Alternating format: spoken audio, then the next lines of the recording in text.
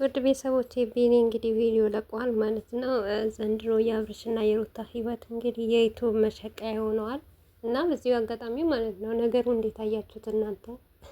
እውነት በጣም ነው እኔ ቪዲዮን በጣም ነው የገረመን። እኛ አይቼዋለሁ እስከ መጨረሻውም ቢኒው ምን እንደተናገረ። በዚሁ አጋጣሚ ማለት ነው ቢኒ አቤላ ከሩታ ህይወት ብትወጡ ምን አለበት? ምክንያቱም እስቲ ለራሳቸው ቁጭ ብለው ራሳቸው ይወጡበት። ሲቀጥል ጋሼም ላይ አሁን ልትጫወቱ ባልሆነ እኔ ግራ የገባኝ ነገር ቢኖር አቤላ ያውቃል፣ አቤላ ይውሰደኝ እያሉ ነበረ። ጋሼም በጣም ተቆጥተው ማለት ነው። እና ቢኒ በዚሁ አጋጣሚ ማለት ነው በቃ ይብቃችሁ። ምክንያቱም አገዛችሁት። አብርሽ ደግሞ ህፃን ልጅ አይደለም እንዴ! ያልሆነ ነገር አትጠቀም እንጂ በዚህ ናክል የት ሄደ? ጭራሽ አንድ ቤት ቁጭ ብላችሁ ክፍልም ለምን ገባ የሚባል አክል የምትቆጣጠረው በዚህ ናክል። አብርሽ ህፃን ልጅ አይደለም። የሚሰራውና የሚያደርገው ነገር ያውቃል፣ እንደኔ ማለት ነው። እና ሲቀጥል ደግሞ ለጋሽዬ ደግሞ ማታሳዩት ምክንያት ምን አለ እንዴ? ሩታ እኮ ግዴታ ቤት መምጣትና ጋሽዬን ያለችበት ሁኔታ መጠየቅ የለባቸውም። ትክክል ናቸው። ጋሽዬ ያለችበት ቦታ ሂደው ችግሯ ምን እንደሆነ መናገር ነው ያለባቸው፣ መጠየቅ ነው ያለባቸው። እንደዚህ ነገር ደግሞ ሁለተኛ እንደማይፈጠር እውነት ጋሽዬ እውነት ነገር ነው የተናገሩት። ምክንያቱም እንዲያስታውሱት በቃ የሆነ ነገር ችግርን ራሱ ቢፈጠር በአብርሽና በሩታ ያንን ነገር ጋሽዬ ብሎን ነበር ብለው እንደሚያስታውሱ የሆነ ነገር ደስ የሚል ምክር በቃ በአብርሽና በሩታ አይምሮ የማይጠፋ ነገር አስቀምጦ መናገር ነው እንጂ እዚህ ጋር እኔ ይቅርታ አድርጉልኝና ቢኒንም አልጠላውም አቤላንም አልጠላውም። ነገር ግን በቃ ስለ አቤላ ተውትና ስለ ቢኒም ተውትና እነዚህ ልጆች እስከ መቼ ድረስ ነው በሰው እነሱ ህይወታቸው እንዴ? አብርሽ ቡታጀራ ሲሄድ መከታተል፣ ሩታ የሆነበት ስትሄድ መከታተል፣ ሩታ ስትጣላ ከፈለግሽ ሂጂ፣ ሲቀጥል ደግሞ ውሳኔ ሲወሰን ደግሞ መልሰሽ ግቢ። እንዴ ታጥቦ ጭቃ ለሚሆን ነገር እኔ እንጃ፣ በጣም ግራ እየተጋባው ነው። እኔ ቤተሰብ በዚህን ማክል ማላምንበትም ነገር አለ። ይህንም ነገር አምዬ ደግሞ የምቀበልበትም የሆነ ባርት አለ። የዛሬ ቪዲዮ ደግሞ በጣም እኔ ግራ አስገብቶኛል። እናንተንም ግራ ገብቷችሁ ከሆነ አላውቅም።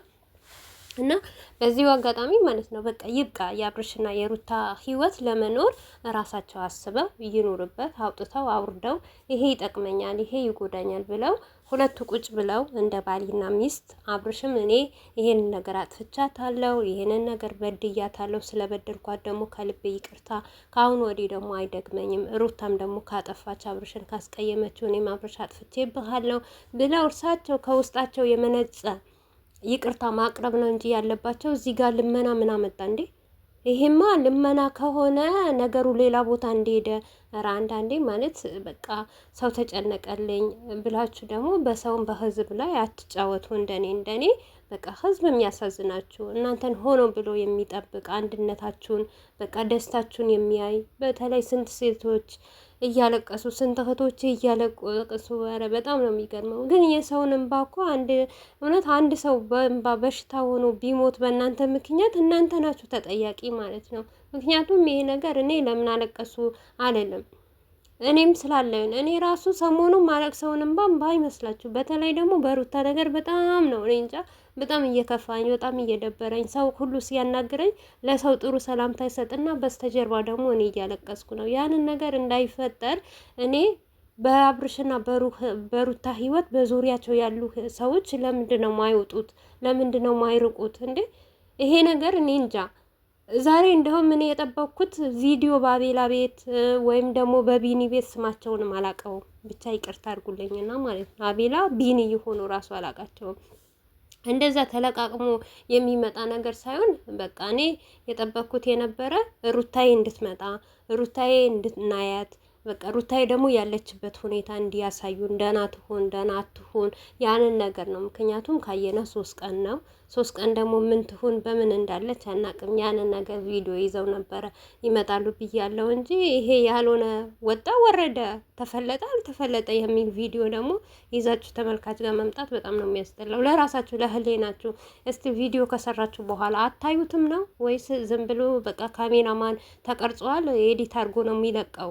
አንዳንዴ የምትለቁትም ነገር ይሄ ነገር ጨባን ነገር ይኖረዋል። ተመልካች የሚጠብቀው ቪዲዮ ነው ወይስ ያልጠበቀው ቪዲዮ ነው ብላችሁ አምናችሁ ከቻላችሁ ልቀቁበት።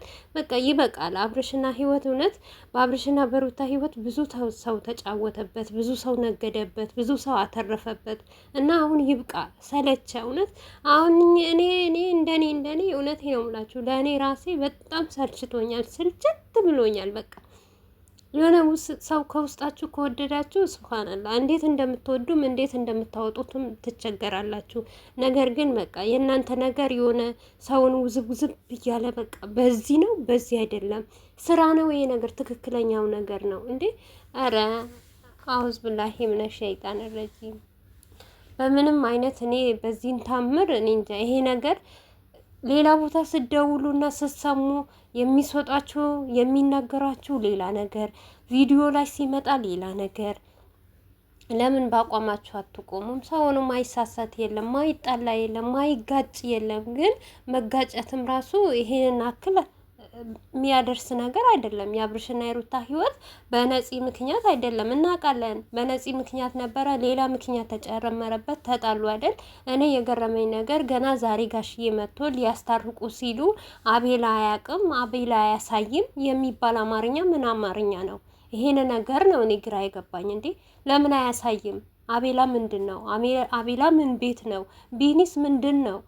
ከአብርሽ ከሩታ ቂጥቂጥ የምትሄዱት ምንድን ነው? ተዋቸው በቃ ውጡ ከህይወታቸው ማለት ነው። በአሁኑ ሰዓት ማንም ሰው አያስፈልግም። በትዳር መሀል በቃ የሆነ በጓደኝነትም ይሁን በእህትነትም በወንድምነትም የምትሆኑላቸው አክል ሁኑ። ለሩታም ለአብርሽ እኔ ከሰው ጋር አትገናኙ አይደለም። እዚህ ጋር ደግሞ አንድ ነገር እንዳትሉኝ ማለት ነው። ምክንያቱም እናንተ ጥሩም ያወራ መጥፎም ያወራ ለይታችሁ ማታውቁ ልጆች አላችሁ። በግድ እየተሳደባችሁ የምትመጡ ልጆች አላችሁ። መጀመሪያ ወይም ቪዲዮን አጣርታችሁ መስማት ማለት ነው። እኔ እዚህ ጋር አቤላም ከሩታ ጋር ይራቅ፣ አብርሽም ከሩታ ጋር ይራቅ ሳይሆን በቃ በትዳር መሀል መግባት የለባቸውም። በትዳራቸው መካከል የሆነ ሰው መቀመጥ የለበትም። በቃ ይሄ ነገር ትዳር እስከሆነ ሁለት ሰው መፍታት ነው ያለበት። ሁለት ሰው ነው መብት መፈለግ ያለበት እንጂ ዛሬ አቤላ ካሜራ ደቅኖ ይመጣል። በቃ ህይወታችሁ ከካሜራ ነው። እናንተ ምን አለ እሺ ነገሩ እኛንም ሳታስጨንቁ እኛንም በዚህ ነገር ሳትከቱ እኛ እርስ በርሳችንም ሳንሳደብ ማናችንም ከማናችንም ሳንጋጭ በቃ ይሄ ያለባችሁ ችግር በካሜራ ጀርባ ሆናችሁ ፈታችሁ በደስታ ብትመጡ ምን አለ? ደስታን ማንን ይጎዳል? ወይኔ መቼ ነው ግን እናንተ አይሰለቻችሁም? በቃ ምን ችግር አለ? ምን ጣጣ አለ? ቪዲዮ ይለቀቅ፣ እይታ ካለው ይታይ፣ ላይክ ከደረገ ይደረግ፣ ያየው ያልተመቸው ደግሞ ዝም ብሎ ይውጣ። እንደዚህ አይባልም። ምንም ቢሆን ለኦዲየንስ ክብር ሊኖራችሁ ይገባል። ሰው የሚጠብቀው ቪዲዮ ስታችሁ ደግሞ ያልሆነ ነገር ቪዲዮ ስትለቁ ደግሞ እኛም ልባችን ይሰበራል። እና ዛሬ እኔ የጠበኩት በአብርሽም ቤት ሆነ በሩታም ቤት ሆነ ሩታ እንድትኖር ነበረ። እንግዲህ በጣም እኔ እንጃ ትላንትና ያን ሁሉ ተንገብግባችሁ ተጨንቃችሁ ሩታ ብላችሁ ሄዳችሁት ገና ዛሬ ገብታችሁ ቤት መተኘታችሁ በጣም ነው የሚገርመው ማለት ነው። አለኩልሃል ብቻ የእናንተም ነገር የእኛም ነገር አላህ ነው የሚያውቀው። ብቻ ለሁላችንም ልቦና ይስጠን ነው ምለው። ምንም ምለው ነገር የለም። ለአብርሽና ለሩታ ደግሞ ሰላሙን ይመልስልን።